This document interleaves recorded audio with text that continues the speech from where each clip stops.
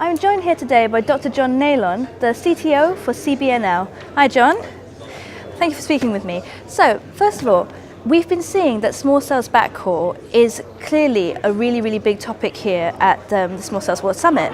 And basically this is clearly something that a lot of operators are worried about. So what do you see, what's going on in the market when it comes to small cells backhaul? Okay, sure. So what we've seen in the last year in small cell backhaul, one really big event was the publication of the Small Cell Forum's Backhaul white paper. So that goes through the use cases and requirements for small cell backhaul. And the key message of the document really is that backhaul is not a barrier to small cell deployment anymore.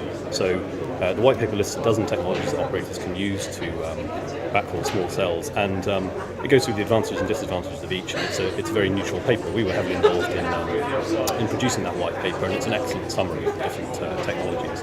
So in summary, there are really a large number of technically feasible solutions for small cell backhaul, and really it's for operators to decide which gives them the best TCO, and that's what we'll be discussing here today. We've seen operators state that when it comes to putting in small cells, a small cell site's costs must come in lower than that of a macro cell site. But in this drive to lower cost for backhaul, will that impact performance? Right, we've seen exactly the same thing. I mean, the rule of thumb that operators have given us is that a small cell has to be about 10% of the cost to a macro. That's the sort of rule of thumb. But really, our perspective, our philosophy at CBNL is that backhaul is backhaul. So there's no real need to compromise on the quality of service or synchronization features of backhaul solutions in order to hit those costs. Simply taking advantage of different topologies like point and multipoint can easily enable operators to hit those cost targets, which are admittedly very aggressive, but there are solutions available in the market today which can achieve those costs. How is CBNL dealing with the small cells backhaul challenge? Oh yeah, okay, so we've launched a product line specifically targeted at small cell backhaul. It's called VectorStar Metro. It's an evolution of our VectorStar platform, which is the world's market-leading PMP platform. That's been deployed by over 50 communications providers around the world.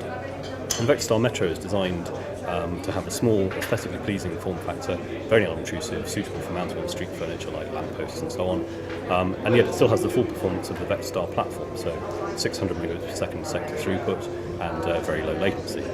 We believe this is a great solution for operators, and most important of all, it lets them achieve very significant TCO savings compared to other forms of small cell backhaul.